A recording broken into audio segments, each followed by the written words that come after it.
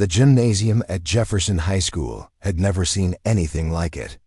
2,000 students packed into bleachers that normally held basketball crowds, their phones already recording what they thought would be another routine humiliation of the school's quietest student.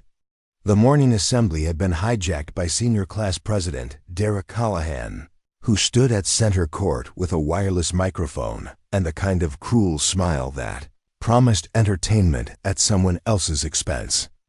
Before we jump back in, tell us where you're tuning in from. And if this story touches you, make sure you're subscribed because tomorrow I've saved something extra special for you.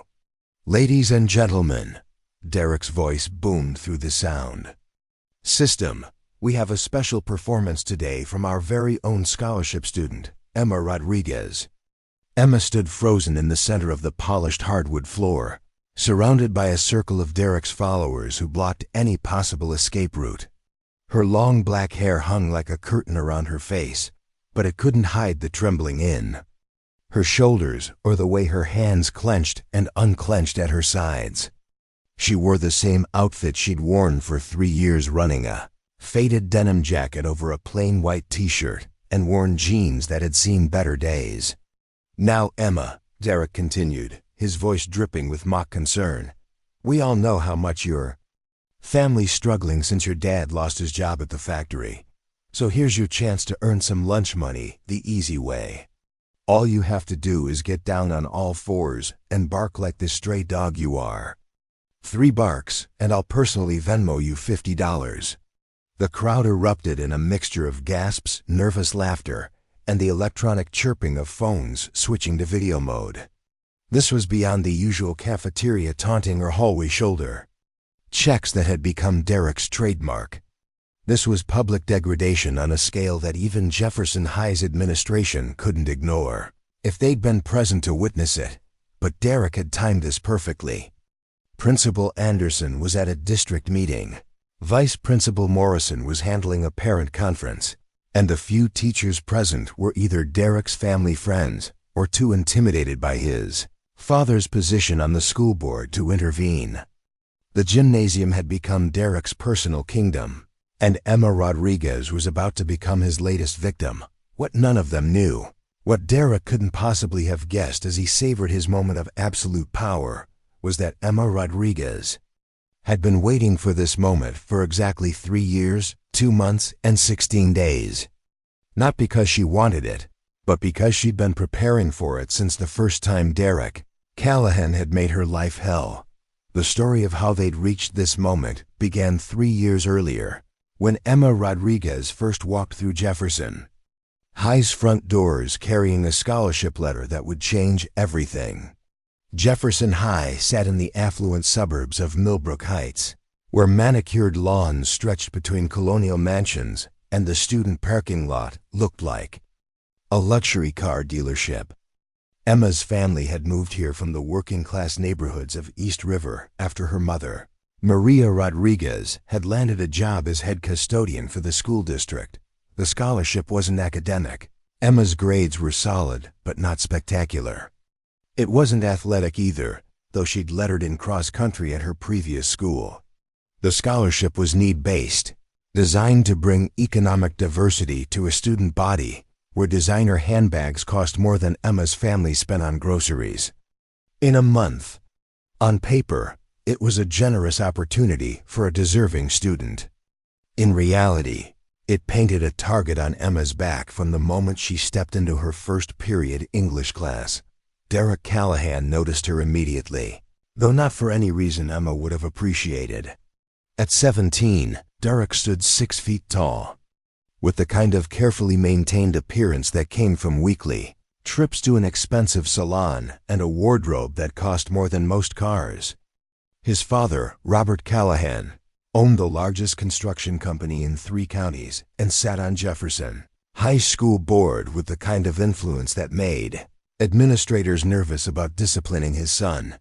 Derek had inherited his father's commanding presence and his mother's political instincts, creating a combination that made him nearly untouchable within Jefferson High's social hierarchy. For 4 years, he'd ruled the school through a carefully orchestrated campaign of social pressure, strategic humiliation, and just enough charm to maintain plausible deniability when adults asked questions. Emma represented everything Derek instinctively despised: proof that his carefully maintained world of privilege wasn't as exclusive as he believed. Her presence challenged the natural order that kept people like him on top, and people like her serving coffee to people like him after graduation. More importantly, her quiet dignity in the face of his early harassment attempts had made him look ineffective in front of his followers, a humiliation that Derek's ego couldn't tolerate. The first attack came during Emma's second week at Jefferson High, when Derek cornered her outside the library after school. Emma had been carrying 3 books and a laptop that belonged to the school's technology lending program, a dead giveaway that she couldn't afford her own equipment. Derek's crew, Madison Walsh, Trevor Bishop, and Kyle Morrison, had formed a semicircle that trapped Emma against the brick wall while other students hurried past, unwilling to get involved. "Hey, scholarship girl," Derek had said, his voice carrying the casual cruelty that would become his signature. "I hear your mom cleans our toilets for a living. That must make you pretty familiar with the smell of other people's shit." Emma had looked up at him with dark brown eyes that showed no fear, only a kind of patient endurance that somehow made Derek feel smaller despite his physical advantages.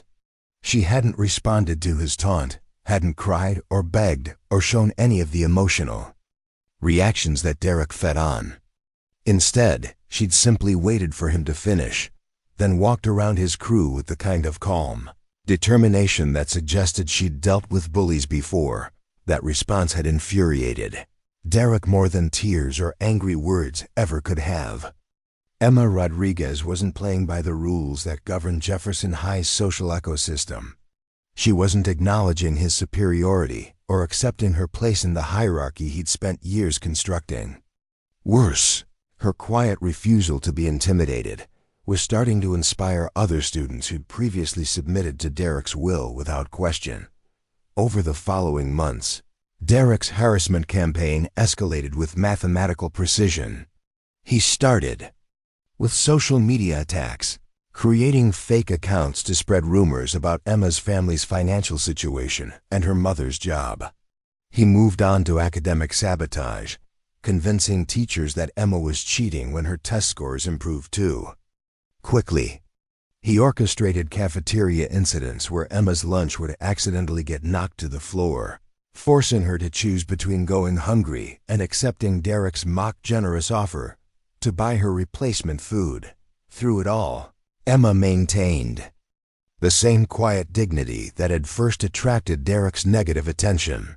She cleaned up spilled food without complaint, ignored social media harassment completely, and continued earning grades that proved her scholarship was based on merit rather than pity. Her refusal to break under pressure only increased Derek's determination to find the method that would finally destroy her composure. What Derek didn't know, what none of Jefferson High students or faculty could have guessed, was that Emma Rodriguez had been preparing for exactly this kind of confrontation since she was 12 years old. Her quiet demeanor and modest appearance masked a set of skills that would have surprised everyone who thought they knew her. Emma's father, Carlos Rodriguez, had worked for 30 years as a foreman at the Riverside Steel plant before the factory closed and moved operations overseas. But before his career in industrial manufacturing, Carlos had served 8 years in the Marine Corps, including 2 tours in Afghanistan, where he'd earned commendations for his work, training local security forces in hand-to-hand combat techniques. When Emma turned 12 and started middle school in a rough neighborhood where bullying was a daily reality, Carlos had made a decision that would prove prophetic 6 years later. Every evening after dinner, he'd taken Emma down to the basement of their small house and taught her the same defensive techniques he'd once used to train Afghan police recruits. Not to turn her into a fighter, but to give her the confidence that came from knowing she could protect herself if peaceful solutions failed. The training had continued even after the family moved to Millbrook Heights. Carlos insisted that Emma practice her techniques for 30 minutes every evening, not because he expected her to need them in the suburbs, but because discipline and preparation had saved his life in combat, and he wanted his daughter to carry those same habits into whatever challenges she might face. By the time Emma enrolled at Jefferson High, she possessed skills that would have impressed professional instructors at any martial arts academy in the state. More importantly, she'd inherited her father's ability to remain calm under pressure and his strategic thinking about when and how to respond to threats. Carlos had taught her that the greatest victory was avoiding conflict entirely, but that, when conflict became unavoidable, decisive action was the only acceptable response. Emma had hoped she'd never need to use her training at Jefferson High. For 3 years, she'd endured Derek's harassment while maintaining the hope that he'd eventually grow bored and move on to easier targets. She documented every incident in a journal her father had taught her to keep, building a comprehensive record of systematic abuse that she hoped would never need to see daylight. But as Derek's voice echoed through the gymnasium that morning, demanding that she humiliate herself for the entertainment of 2,000 students, Emma realized that peaceful solutions had finally been exhausted. The moment her father had spent 6 years preparing her for had arrived, and everything that happened next would determine not just her own future, but the future of every student at Jefferson High who'd ever been targeted by Derek Callahan's cruelty. The gymnasium fell silent as Derek waited for Emma's response. 2,000 students held their breath, phones recording every angle, as they anticipated the complete breakdown of the girl who'd somehow resisted Derek's pressure for 3 long years. Madison Walsh smirked with anticipation. Trevor Bishop cracked his knuckles in a gesture of implied threat, and Kyle Morrison adjusted his position to ensure Emma couldn't escape without going through him first. But Emma Rodriguez wasn't looking for an escape route. For the first time in 3 years, she lifted her head and made direct eye contact with Derek Callahan, and something in her expression made the temperature in the gymnasium seem to drop 10 degrees. Her hands stopped trembling, her breathing became deep and controlled, and her posture shifted in a way that would have been immediately recognizable to anyone who'd spent time around professional fighters. "No," Emma said quietly, her voice somehow carrying across the silent gymnasium. Despite speaking barely above a whisper, the single word hit the assembled crowd like a thunderclap, and Derek's confident smile faltered for the first time since he'd grabbed the microphone. What happened next would transform Jefferson High School forever, but it would also reveal that sometimes the quietest people in the room are the ones you should never underestimate. Emma Rodriguez had spent 3 years being the perfect victim, and now it was time for Derek Callahan and his followers to learn what happened when you pushed someone past their breaking point, especially when that someone had been preparing for this moment longer than they'd been tormenting her. Preparing and narrating this story took us a lot of time, so if you are enjoying it, subscribe to our channel. It means a lot to us. Now back to the story. The girl they'd tried to force to bark like a dog was about to show them what a real bite looked like. The Rodriguez family's journey to Millbrook Heights began on a Tuesday morning in March, 3.5 years before Emma would face Derek Callahan in that gymnasium. Carlos Rodriguez had been sitting in the break room at Riverside Steel when the plant manager called an all-hands meeting that would change everything. After 30 years of steady employment, reliable paychecks, and the promise of a pension that would carry him through retirement, Carlos learned that foreign competition had made their operation unprofitable. The plant would close in 60 days. Maria Rodriguez received the phone call at Lincoln Elementary, where she'd worked as a teacher's aide for 8 years. Carlos's voice was steady when he delivered the news, but Maria could hear the weight behind his words. At 45, he was too old to easily find comparable work and too young to access any of the retirement benefits he'd been counting on. The severance package would cover their mortgage for 6 months if they were careful, maybe 8 if they eliminated everything except absolute necessities. That evening, as 15-year-old, Emma finished her algebra homework at the kitchen table. Of their modest ranch house, her parents spread job listings across the surface like pieces of a puzzle they couldn't quite solve. Carlos had applications pending at 3 different factories within driving distance, but the pay would be 60% of what he'd been earning. Maria was exploring administrative positions that would utilize her education degree, but most required experience she didn't possess. "There's something else," Maria said quietly, sliding a letter across the table toward her husband. The envelope bore the logo of the Millbrook Heights School District, where Maria had applied for a custodial supervisor position that paid nearly twice what she was earning as a teacher's aide. "They want to interview me next week." The irony wasn't lost on any of them.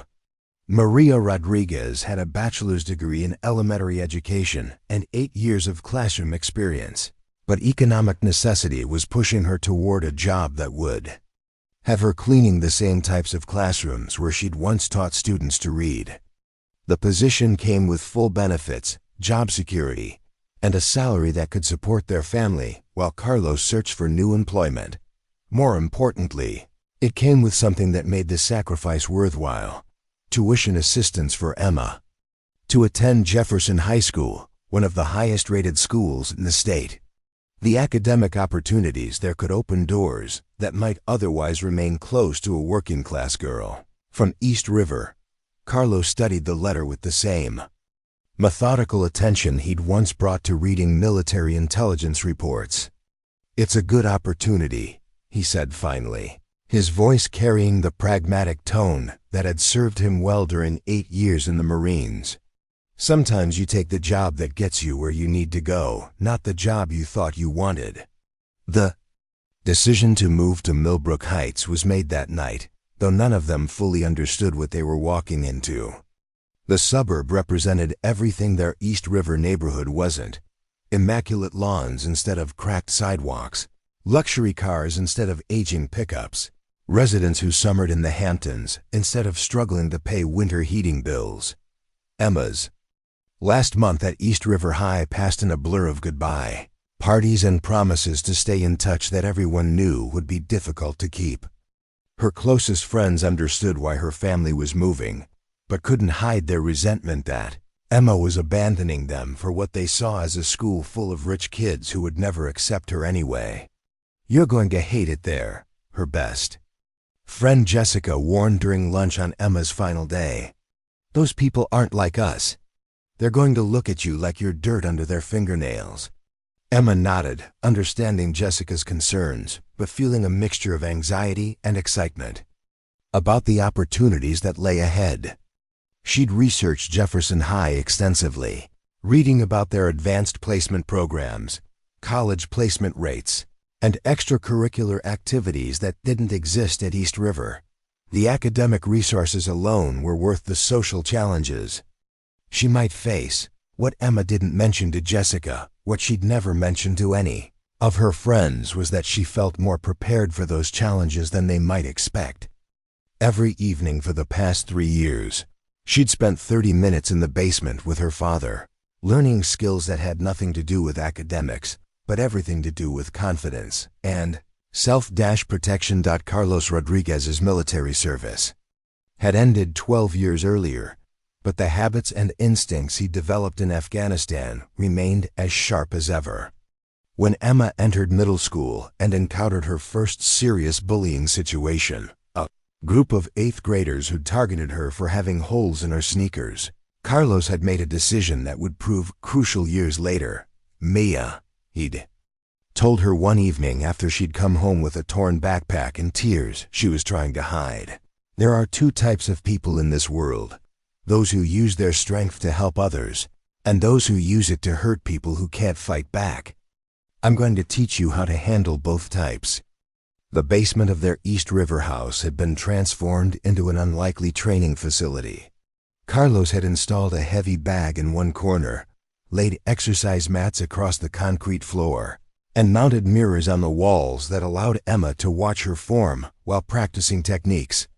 3 evenings a week, father and daughter would spend an hour working through the same defensive methods Carlos had once taught to Afghan police recruits. Fighting is never the goal, Carlos would remind Emma as she practiced footwork drills. That improved her balance and reaction time. The goal is to avoid fighting whenever possible. But when someone leaves you no choice, you need to end it quickly and decisively. Hesitation gets people hurt. The training wasn't about turning Emma into an aggressive fighter. Carlos had seen enough violence in Afghanistan to understand that physical confrontation should always be a last resort. Instead, he focused on building Emma's confidence, teaching her to recognize dangerous situations before they escalated, and giving her the skills to protect herself if peaceful solutions failed.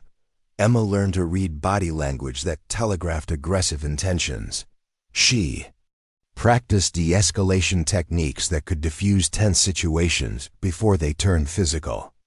Most importantly, she developed the kind of situational awareness that allowed her to avoid dangerous confrontations entirely. But Carlos also taught her what to do when avoidance was impossible. Emma learned joint locks that could control an opponent without causing permanent damage. She practiced takedowns that used leverage and technique rather than brute strength. She mastered pressure points that could stop an attack instantly without leaving visible injuries. The Marine Corps taught me that the best warriors are the ones who never have to fight, Carlos explained during one particularly intense training session. But when fighting becomes necessary, you do it with everything you have, and you do it to win. By the time Emma enrolled at Jefferson High, she possessed skills that would have impressed instructors at any professional self-defense academy. More importantly, she'd internalized her father's philosophy about when and how to use those skills. 3 years of harassment from Derek Callahan had tested that philosophy repeatedly, forcing Emma to find peaceful solutions to increasingly aggressive provocations. The move to Millbrook Heights had been jarring for the entire Rodriguez family. Their new house was smaller than their East River home, but cost twice as much due to the exclusive zip code. The neighbors were polite but distant, treating the Rodriguez family with the kind of careful courtesy that maintained social boundaries. Without appearing openly hostile, Maria adapted to her custodial supervisor position with the same grace she'd brought to teaching, though the adjustment wasn't easy. She arrived at work before dawn to coordinate cleaning schedules, manage supply inventories, and handle maintenance requests from teachers who'd once been her professional peers. The work was physically demanding and sometimes demoralizing, but the benefits package and job security made the sacrifice worthwhile. Carlos found part-time work with a local construction company, though the irregular hours and reduced pay meant their family's financial situation remained precarious. He spent his evenings applying for full-time positions and his weekends working on home improvement projects that stretched their limited budget as far as possible. Through it all, he maintained Emma's training schedule with military precision. The basement of their new house became another makeshift gymnasium where Emma continued developing skills that she hoped she'd never need to use. Carlos had noticed the social dynamics at Jefferson High during Emma's enrollment meetings, and his combat experience had taught him to recognize potential threats before they became actual dangers. "These suburban kids are different from the ones you knew at East River," he'd warned Emma during one of their training sessions. "They've never faced real consequences for their actions, never learned respect through hardship. Some of them are going to test you, and you need to be ready for whatever form that testing takes." Emma's first encounter with Derek Callahan had confirmed her father's assessment. The casual cruelty in Derek's voice, the practiced way his crew had surrounded her, the confident expectation that she would submit to his authority, all of it suggested someone who'd never been seriously challenged and didn't expect to start being challenged by a scholarship student from East River. But Emma had also recognized something else in Derek's behavior, the kind of strategic thinking that made him genuinely dangerous rather than just obnoxious. Derek wasn't a simple bully who relied on size and aggression to get his way. He was a tactical manipulator who understood how to use social pressure, institutional protection, and psychological warfare to destroy his targets without leaving evidence that could be used against him. That recognition had guided Emma's response strategy for 3 years. She documented every incident in the detailed journal Carlos had taught her to maintain, building a comprehensive record of systematic harassment that could potentially support formal complaints if other solutions failed. She'd avoided giving Derek the emotional reactions he craved, denying him the satisfaction that fueled his predatory behavior. Most importantly, she'd continued her training with renewed intensity, understanding that Derek's escalating harassment would eventually reach a point where peaceful solutions were no longer possible.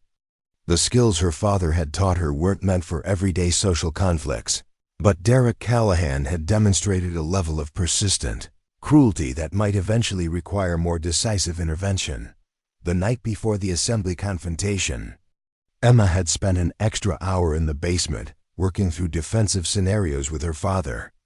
Carlos had sensed the tension she'd been carrying for weeks, the way her jaw tightened when she described Derek's latest threats about public humiliation. "You've done everything right, Mia," Carlos had told her as they finished their session. "You've tried patience, documentation, and avoidance. You've given this boy every opportunity to leave you alone and pursue easier targets. But some people only understand one language, and if he forces you to speak that language, you do it with confidence and precision." Emma had nodded, understanding that her father was giving her permission to use skills they'd hoped would remain theoretical.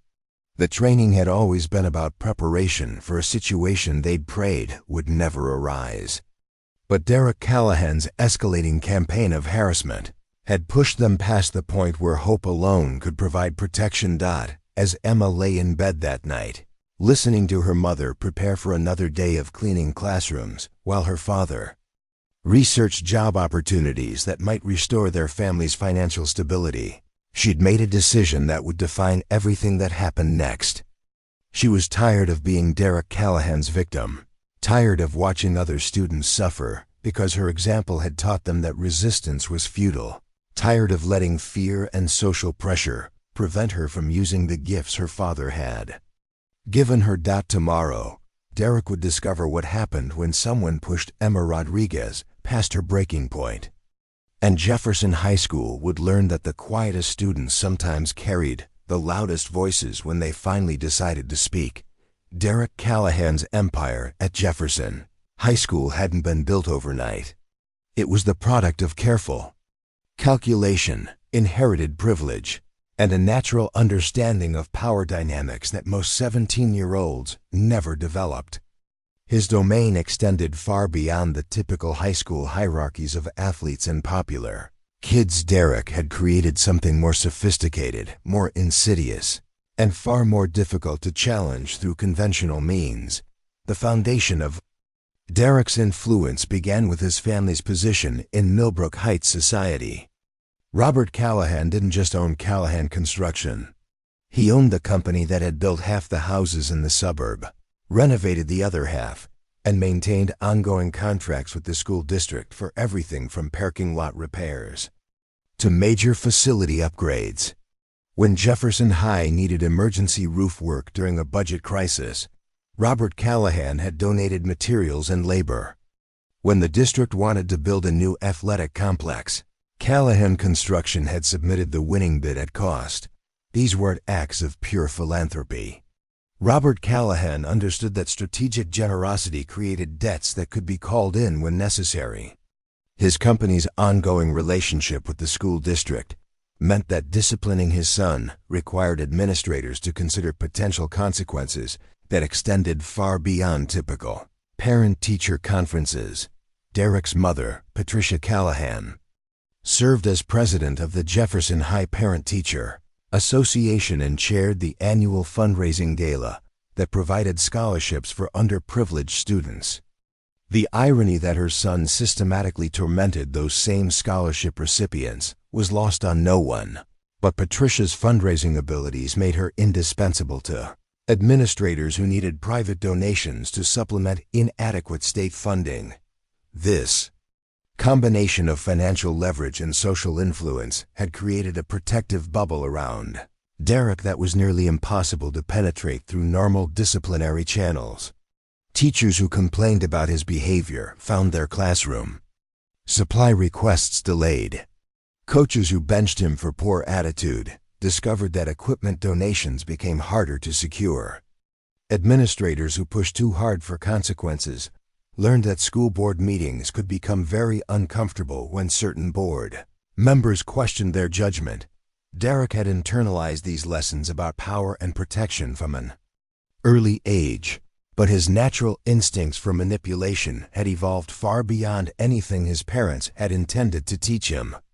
Where Robert Callahan used influence to build business relationships and Patricia used charm to facilitate charitable work, Derek had weaponized these same skills to create a reign of terror that operated just below the threshold of adult detection.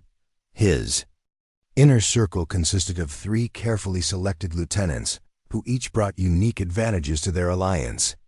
Madison Walsh was the daughter of Jefferson High's biggest private donor, a pharmaceutical heiress whose family had funded the school's state-of-the-art science laboratories. Madison possessed her mother's talent for social manipulation and her father's ruthless approach to eliminating competition. She served as Derek's intelligence coordinator, maintaining extensive files on every student's personal vulnerabilities through a network of informants that would have impressed professional investigators. Trevor Bishop brought athletic credibility to Derek's crew. As captain of the wrestling team and a Division I recruit with full ride offers from 3 universities, Trevor provided muscle when psychological pressure wasn't sufficient. More importantly, his popularity among the athletic crowd gave Derek's activities an aura of normalcy. If the wrestling captain was involved, other students reasoned it couldn't be that serious. Kyle Morrison represented the academic elite that formed Jefferson High's Honor Society. His father served as district superintendent, giving Kyle access to administrative information that proved invaluable for timing harassment campaigns when oversight would be minimal. Kyle's reputation as a National Merit Scholar also provided cover for activities that might otherwise raise suspicions among faculty members. Together, this quartet had perfected a system of systematic intimidation that operated like a well-funded intelligence agency. Madison's research identified targets and mapped their vulnerabilities. Trevor's physical presence intimidated potential allies who might otherwise intervene. Kyle's administrative connections ensured their activities remained below official radar. Derek orchestrated everything with the kind of strategic thinking that suggested he'd learned more from his father's business practices than Robert Callahan had ever intended to teach. Emma Rodriguez had attracted Derek's attention within hours of her enrollment at Jefferson High, though not initially as a target for harassment. Derek's first instinct upon seeing Emma in the hallway had been curiosity rather than hostility. Her obvious scholarship status marked her as someone outside his usual social circles, but her calm demeanor and focused attention suggested intelligence that Derek respected in the abstract. The transformation from curiosity to active hostility had occurred during their first direct interaction, when Derek had approached Emma outside the library with what he'd intended as a friendly introduction to Jefferson High's social dynamics. His opening gambit had been carefully calculated, a casual comment about how overwhelming the transition from public school must be, delivered with just enough condescension to establish the hierarchy while maintaining plausible friendliness. Emma's response had shattered Derek's expectations completely. Instead of the grateful deference he'd anticipated from a scholarship student meeting the school's most influential senior, Emma had looked at him with patient silence that somehow conveyed both understanding and dismissal. She'd recognized his attempt at psychological positioning for exactly what it was, and her refusal to play along had left Derek feeling foolish in front of witnesses. That moment of social miscalculation had triggered something dangerous in Derek's psychology. Throughout his Jefferson High career, he'd maintained control through careful management of other students' perceptions and emotions. Students feared him, respected him, or sought his approval, but none of them had ever simply ignored him as irrelevant to their concerns. Emma's indifference represented a direct challenge to Derek's understanding of how social power functioned. If one scholarship student could disregard his authority without consequences, others might follow her example. The carefully constructed hierarchy that gave Derek his influence could unravel if students stopped believing in its legitimacy. The escalation had begun immediately. Derek's initial response was subtle, redirecting foot traffic in hallways so Emma would be jostled by other students, timing his lunch purchases to delay Emma in cafeteria lines, organizing study groups that deliberately excluded her from academic collaborations she might have benefited from joining. These minor harassments were designed to test Emma's resilience while establishing Derek's willingness to make her life difficult if she continued refusing to acknowledge his superiority. Most students would have recognized these incidents as warnings and adjusted their behavior accordingly. Emma's continued indifference had convinced Derek that more direct action was necessary. The first major escalation had occurred during a chemistry lab where Derek and Emma had been assigned as partners for a semester-long project. Derek had initially seen this as an opportunity to demonstrate his intellectual superiority while forcing Emma into a subordinate role that would publicly establish their relative positions in Jefferson High's hierarchy. The project involved designing and testing water purification systems that could be implemented in developing countries. Emma had approached the assignment with the kind of methodical preparation that reflected her family's practical experience with making limited resources stretch as far as possible. Her initial proposals had been creative, cost-effective, and technically sound. Derek's counter-proposals had been deliberately complex and expensive, designed to showcase the kind of ambitious thinking that impressed teachers while being completely impractical for actual implementation.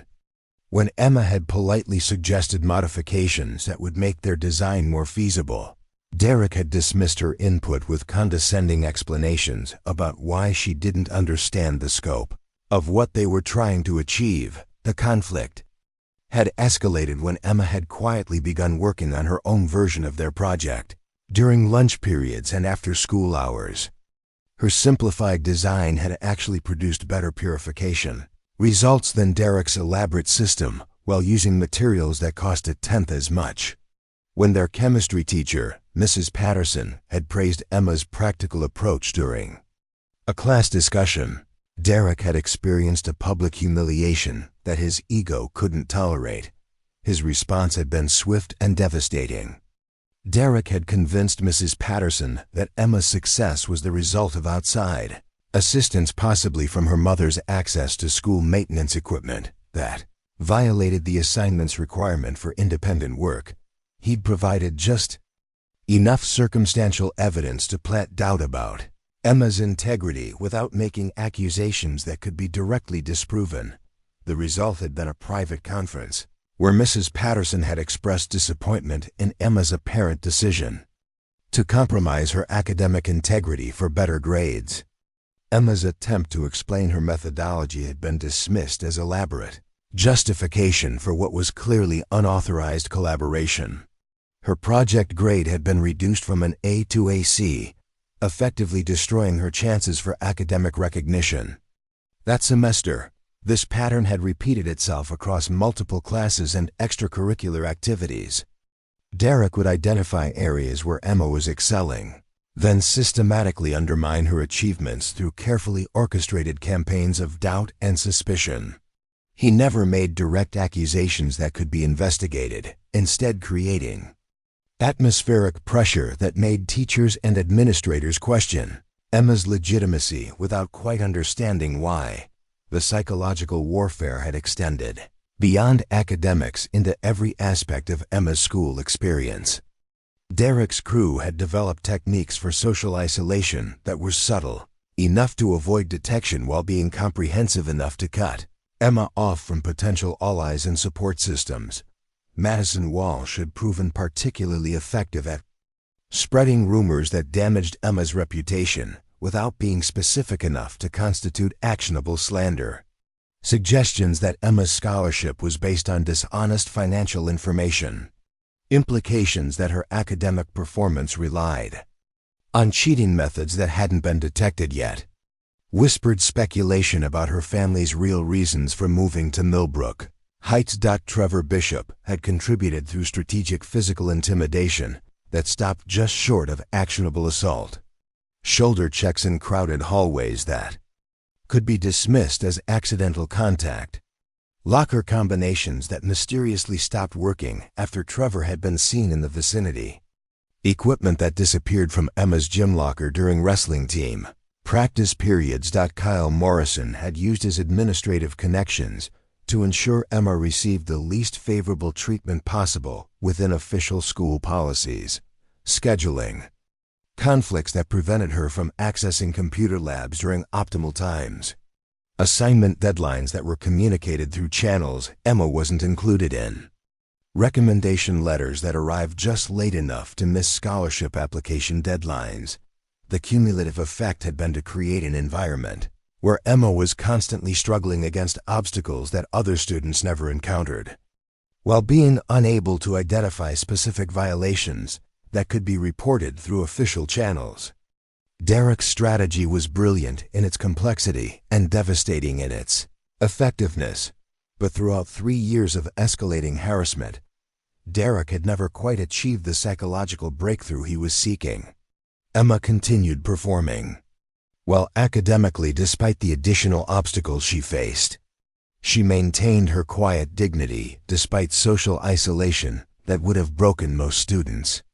Most frustratingly for Derek, she never provided the emotional reactions that would have validated his campaign and demonstrated his power to other potential targets. This stubborn resilience had gradually transformed Derek's harassment from strategic demonstration of power into personal obsession. Emma Rodriguez had become the one problem he couldn't solve, the one opponent he couldn't defeat, the one reminder that his influence had limits that he'd never been forced to acknowledge before. The decision to force a public confrontation during the morning assembly represented Derek's final attempt to break Emma's resistance through sheer overwhelming pressure.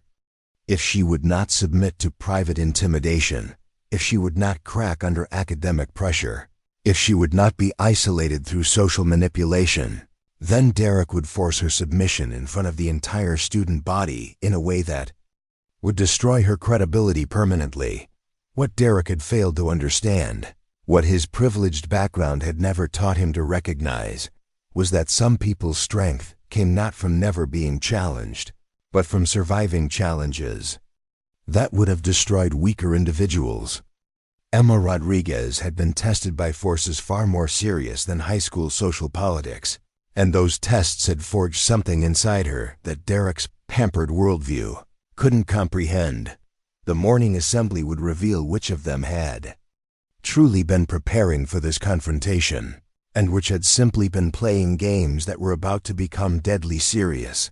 The week leading up to the assembly confrontation had marked Derek Callahan's most concentrated assault on Emma Rodriguez's mental fortitude. Having exhausted subtle methods over 3 years, Derek had decided that only public humiliation would finally break the scholarship student who'd somehow resisted every psychological pressure he'd applied. Monday had begun with Emma discovering explicit graffiti about her family's financial situation spray-painted across her locker. The janitorial staff had cleaned it quickly, but not before dozens of students had photographed the crude messages and shared them across social media platforms. Derek's crew had timed the vandalism perfectly early enough that arriving students would see it, late enough that security cameras wouldn't capture the perpetrators. Tuesday had brought academic sabotage that demonstrated Derek's growing desperation. Emma's AP History presentation on immigration policy had been scheduled for third period, but when she'd arrived in class, Mrs. Henderson had informed her that Derek Callahan had provided evidence of plagiarism in her research. The evidence consisted of manipulated screenshots suggesting Emma had copied entire sections from online sources, created through Kyle Morrison's sophisticated understanding of digital editing. The accusation had forced Emma into the impossible position of proving a negative. How could she demonstrate that her original research hadn't been plagiarized when Derek's fabricated evidence looked authentic enough to fool casual inspection? Mrs. Henderson, already influenced by Derek's family connections, had accepted the manufactured proof without conducting the thorough investigation that would have revealed its FALSEN ESS.Wednesday had escalated to direct financial harassment. Derek had convinced the cafeteria supervisor that Emma's free lunch status was being fraudulently maintained, citing anonymous tips about her family's hidden income.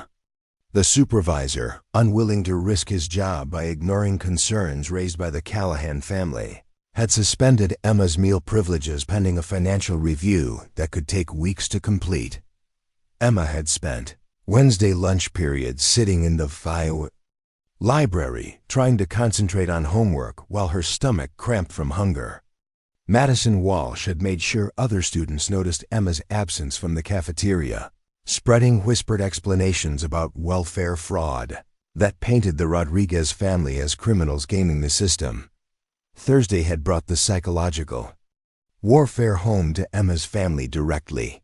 Carlos Rodriguez had received a call at his construction job, informing him that his daughter was being investigated for academic dishonesty and financial fraud. The caller, identifying himself as a Jefferson High administrator, had suggested that Carlos might want to consider transferring Emma to avoid the scandal that was about to break. Carlos had immediately called Maria at work, interrupting her during a parent conference to warn her about potential problems. Maria had rushed to Jefferson High during her lunch break, only to discover that no administrator had made any such phone call. Kyle Morrison's access to school directory information had enabled him to place the call using a spoofed caller ID that made it appear official. By Friday morning, Derek's systematic campaign had achieved its intended psychological effect. Emma appeared tired and stressed in a way she'd never shown during 3 years of previous harassment. Her usual calm composure had been replaced by visible tension that suggested Derek's pressure was finally producing the emotional breakdown he'd been seeking. Derek had interpreted these signs as evidence that Emma was ready for the final humiliation that would cement his victory. The morning assembly provided the perfect venue: 2,000 witnesses, minimal adult supervision, and an opportunity for public degradation that would be recorded and shared across every social media platform that mattered to Jefferson High students. What Derek hadn't realized was that Emma's apparent vulnerability masked a strategic decision she'd made after consulting with her father Thursday evening.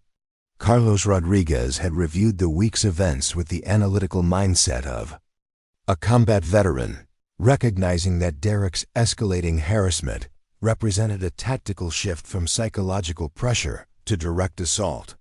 He's abandoned subtlety because subtle methods weren't working, Carlos had explained to Emma as they'd reviewed her harassment documentation in their kitchen. When an enemy changes tactics like this, it usually means they're desperate for a decisive victory. Desperate people make mistakes. Emma had spent Thursday night preparing for Friday morning's confrontation with the same methodical attention Carlos had taught her to bring to any potentially dangerous situation. She'd reviewed defensive techniques, planned multiple response scenarios, and mentally prepared herself for the possibility that 3 years of restraint were about to end. Friday morning had arrived with unseasonable warmth that seemed to amplify the tension building inside Jefferson High's walls. Derek Callahan had awakened with the confident anticipation of someone about to achieve a goal he'd been pursuing for 3 years. Today would be the day Emma Rodriguez finally broke, and the entire school would witness her complete Submission to his authority. The morning assembly had been scheduled as a routine presentation about college preparation resources, but Derek had spent the previous evening ensuring that certain key adults would be conveniently absent. Principal Anderson was attending a mandatory district meeting that Kyle Morrison's father had strategically scheduled. Vice Principal Jones was handling a parent emergency that Madison Walsh's mother had manufactured through her PTA connections. The few remaining faculty members were either Derek's family allies or too intimidated by Callahan, influenced to risk intervention. Derek's crew had arrived early to secure optimal positioning around the gymnasium floor.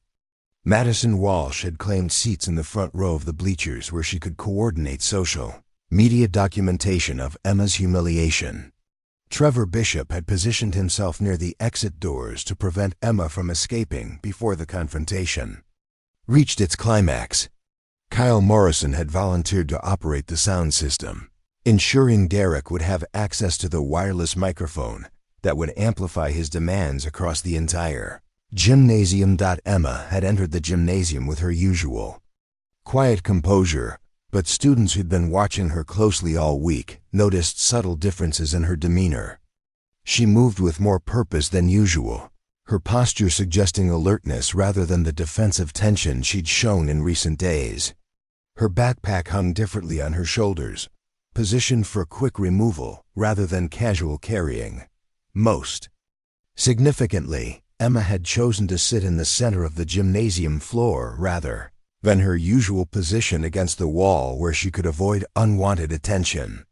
The choice seemed counterintuitive for someone who'd spent 3 years trying to remain invisible, but Emma had learned from her father that sometimes the safest position was the one that provided the most room to maneuver. Derek had interpreted Emma's central positioning as evidence that she was finally ready to submit to his authority. He'd spent weeks threatening public humiliation, and her decision to place herself in the most visible location suggested acceptance of her fate. The possibility that Emma might be positioning herself strategically rather than surrendering never occurred to Derek, whose privileged background had never taught him to think tactically about physical confrontations. The assembly had proceeded normally for the first 15 minutes, with a guidance counselor delivering prepared remarks about scholarship opportunities and college application deadlines. Derek had waited patiently for the formal presentation to conclude, savoring the anticipation of what was about to unfold. When the guidance counselor had finished and asked for questions from the student body, Derek had smoothly approached the front of the gymnasium and requested the microphone to make an important announcement about school spirit and community values. His confident manner and family reputation had made the request impossible to refuse. Standing at center court with 2,000 students watching, Derek had felt the intoxicating rush of absolute power that had driven his harassment campaign for 3 years. This was the moment he'd been building toward complete dominance over the scholarship student who dared to resist his authority, demonstrated in front of every witness that mattered. His demand that Emma bark like a dog had been calculated to produce maximum humiliation with minimum legal liability. The request was degrading enough to destroy her dignity permanently, but phrased as voluntary participation that couldn't technically be classified as assault or harassment if challenged in official proceedings. Derek had expected tears, pleading, or desperate attempts to escape. He'd anticipated complete emotional breakdown that would validate his superiority and serve as a warning to other students who might consider challenging his authority. What he hadn't expected was for Emma Rodriguez to look directly into his eyes and quietly refuse his demand. The word no had hit the gymnasium like a thunderclap. In 4 years of ruling Jefferson High, Derek had never been openly defied in front of multiple witnesses. Students didn't say no to Derek Callahan. They either complied with his demands or found excuses to avoid confrontation entirely. Emma's refusal had shattered the psychological foundation of Derek's entire power structure. If one scholarship student could reject his authority in front of 2,000 witnesses without immediate consequences, other students might begin questioning why they'd been submitting to his demands for years. Derek's face had flushed crimson as the implications of Emma's defiance registered fully. 3 years of systematic harassment, carefully orchestrated humiliation, and strategic psychological pressure had culminated in public rejection that undermined everything he'd built at Jefferson High. "You don't have a choice here," Derek had snarled into the microphone, his voice carrying none of its usual calculated charm. "Look around, scholarship girl. 2,000 people are watching, and everyone knows who runs this school." Emma had remained motionless in the center of the gymnasium floor, her breathing deep and controlled in a way that would have been recognizable to anyone familiar with combat preparation. Her hands hung loose at her sides, positioned for optimal reaction time rather than defensive protection. "I said get down and bark like the dog you are," Derek had repeated, his voice rising with frustration as Emma's continued stillness began affecting the crowd's energy. Students were whispering among themselves, confused by the unexpected resistance to what should have been routine submission. Madison Walsh had sensed the shift in crowd dynamics and begun recording more aggressively, understanding that whatever happened next would require careful documentation to maintain their group's narrative control. Trevor Bishop had moved closer to Emma's position, his wrestling experience telling him that something about her posture suggested more readiness than fear. Kyle Morrison had watched from his position at the soundboard with growing unease, recognizing that Derek's public confrontation was creating exactly the kind of documented evidence that could be used against them if the situation escalated beyond their ability to control it. Emma had finally spoken, her voice carrying clearly across the silent gymnasium despite its conversational volume. "Derek, you've spent 3 years trying to make me afraid of you. You've attacked my grades, isolated me socially, spread lies about my family, and convinced yourself that persistence would eventually break my spirit." She had paused, allowing her words to register with an audience that had never heard Emma Rodriguez speak at length about anything, much less directly challenge Derek Callahan's authority. "What you never understood," Emma had continued, her tone remaining calm despite the magnitude of what she was revealing, "is that I was raised by a Marine Corps veteran who taught me that bullies only have the power you give them. And I've decided to stop giving you any power over my life." Derek had charged forward then, his 6-foot frame and 200-pound weight advantage, making the outcome seem inevitable to every witness in the gymnasium. His plan was simple. Physical intimidation would accomplish what psychological pressure had failed to achieve. But as Derek had lunged toward Emma with his arms outstretched to grab her shoulders, time had seemed to slow in a way that combat veterans would have recognized immediately. Emma had moved not backward in retreat, but forward into Derek's attack, her motion fluid and precise in a way that suggested years of training rather than desperate improvisation. Her defensive response had been textbook military hand-to-hand combat, executed with such professional competence that several faculty members had instinctively stepped forward in alarm. Emma had ducked under Derek's reaching arms, stepped inside his guard, and executed a perfect hip throw that sent all 200 pounds of Derek Callahan crashing to the gymnasium floor with an impact that echoed off the walls like thunder. The silence that had followed Derek's impact had been absolute. 2,000 students had watched in stunned disbelief as their school's untouchable king had been effortlessly dismantled by the scholarship student he'd been tormenting for 3 years. Derek had lain on his back staring at the ceiling, his designer clothes torn and his face showing the kind of shock that comes from having fundamental beliefs about reality suddenly disproven. 4 years of unchallenged dominance had ended in less than 3 seconds. The aftermath of Derek's takedown had unfolded with remarkable speed as cell phone videos spread across social media platforms faster than Jefferson High's administration could respond.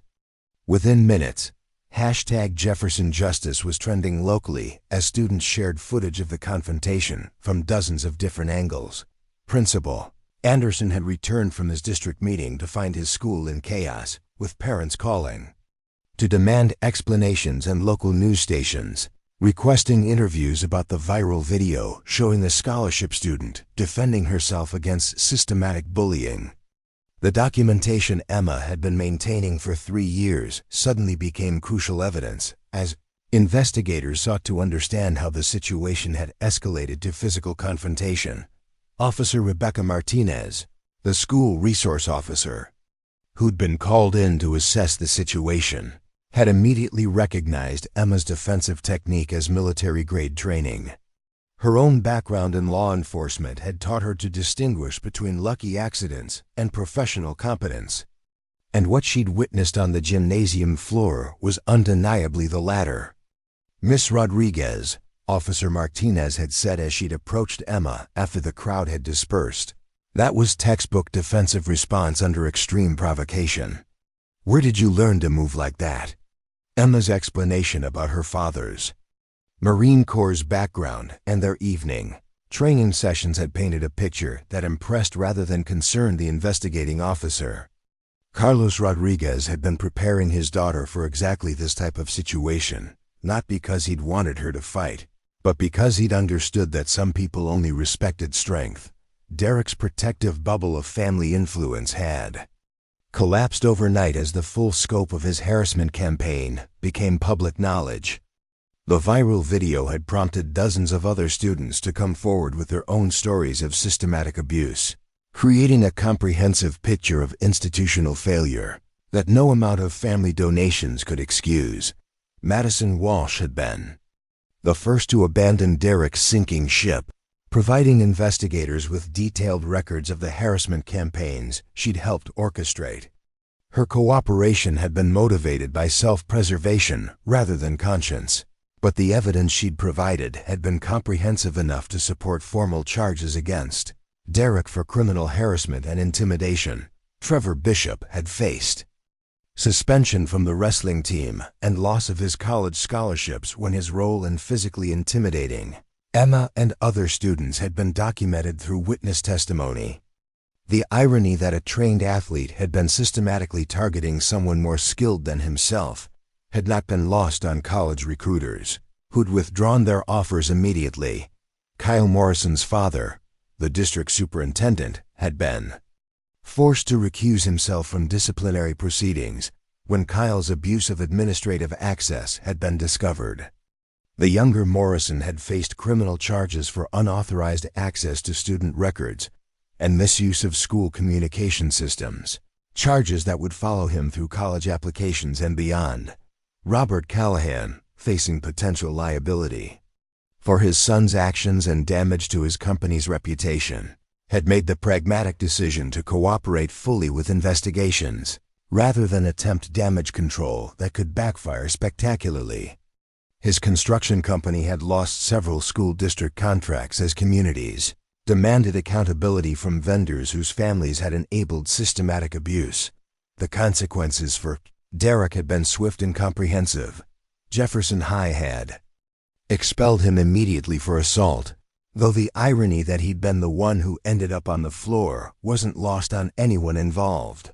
College recruiters who'd been courting him for lacrosse scholarships had withdrawn their offers within hours of the video going viral. Most devastating of all, Derek's crew had abandoned him as soon as it became clear that association with his behavior carried serious social and legal risks.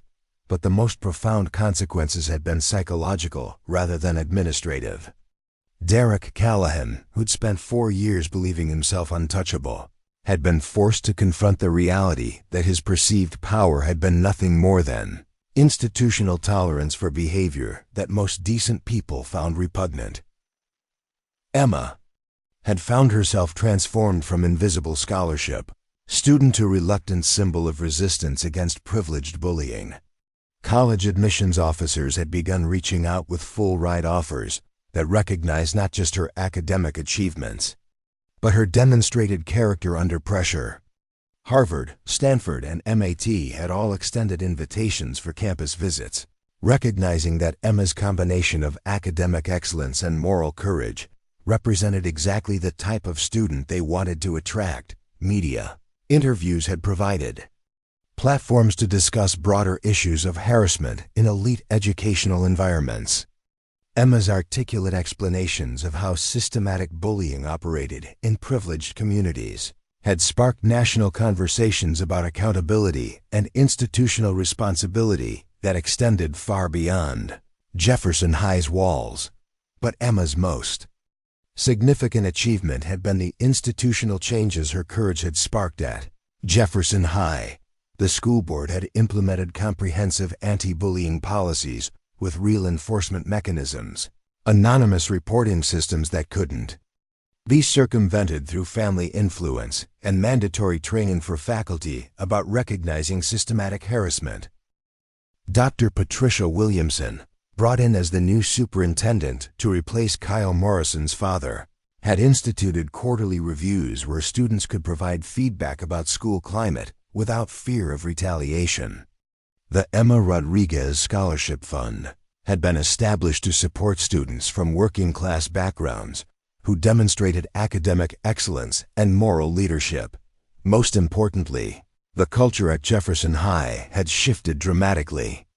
Students who'd previously remained silent when witnessing harassment had found their voices, creating a peer accountability system that made Derek-style bullying campaigns impossible to sustain. The video of Emma's defensive response had become a rallying cry for standing up to those who abused their power. 6 months later, Emma Rodriguez had stood at the podium during Jefferson High's graduation ceremony as valedictorian, addressing the same gymnasium where she'd once been forced to defend herself against public humiliation. Her speech had focused not on her individual triumph, but on the collective responsibility students shared for protecting each other from those who would abuse their power. Today we graduate not just with diplomas, but with the understanding that silence in the face of injustice makes us complicit in that injustice. Emma had told her classmates, "Each of us has the power to choose whether we'll use our privileges to lift others up or tear them down. The choice we make defines not just our character, but the kind of world we're creating for those who come after us." Derek Callahan had watched the ceremony from the back row, having completed his GED through an alternative program after being rejected by every private school his parents had contacted. 6 months of mandatory counseling had helped him understand the psychological damage his behavior had caused. Though rebuilding trust would require years rather than months of consistent better choices, his therapist, Dr. Rachel Stevens, had helped Derek understand that his need to dominate others had stemmed from deep insecurity about his own worth beyond his family's wealth and influence. The process of confronting those insecurities had been painful but necessary for any hope of genuine rehabilitation. "I spent 4 years hurting people because I was afraid of being seen as ordinary," Derek had written in a letter of apology to Emma that had taken him 3 months to complete. "I know saying sorry doesn't undo the damage I caused, but I want you to know that your courage taught me what real strength looks like. Thank you for stopping me before I hurt even more people." Carlos Rodriguez had attended Emma's graduation with pride that went beyond typical parental satisfaction. The skills he'd taught his daughter in their basement gymnasium had served their intended purpose, not to create a fighter, but to give Emma the confidence to stand up for herself when all other options had been exhausted. "You did exactly what I taught you, Mia," Carlos had told Emma after the ceremony. "You tried every peaceful solution first, and when someone left you no choice, you responded with precision and restraint. That's what real warriors do." Maria Rodriguez had watched her daughter's transformation from quiet scholarship student to national symbol with a mixture of pride and amazement. The sacrifice of taking the custodial job to provide Emma with educational opportunities had proven worthwhile, beyond anything she'd dared to hope. The girl who'd been forced to bark like a dog had become living proof that courage, preparation, and moral clarity could overcome even the most entrenched systems of privilege and abuse. Emma Rodriguez had found her voice at the moment when silence was no longer possible, and her example had inspired countless other students to stand up for themselves and others when it mattered most. 2 years later, Emma was thriving at MIT, studying engineering while volunteering with anti-bullying organizations that worked to prevent the kind of systematic harassment she'd endured. Her story had become a case study in resilience and moral courage that was taught in education and psychology programs across the country. Derek had completed his court-mandated community service and begun studying social work at a state university, hoping to use his experience as a cautionary tale that could help other privileged students avoid the mistakes he'd made. The road to redemption was long and uncertain, but he'd finally begun walking it with genuine commitment. Sometimes the quietest people in the room are the ones with the most important things to say, and sometimes the most powerful force in the world is someone who simply refuses to be afraid anymore. Emma Rodriguez had proven that when preparation meets opportunity and courage, even the most entrenched bullies discover that their victims might have more bite than they'd ever imagined. Up next, you've got 2 more standout stories right on your screen. If this one hits the mark, you won't want to pass these up. Just click and check them out. And don't forget to subscribe and turn on the notification bell so you don't miss any upload from us.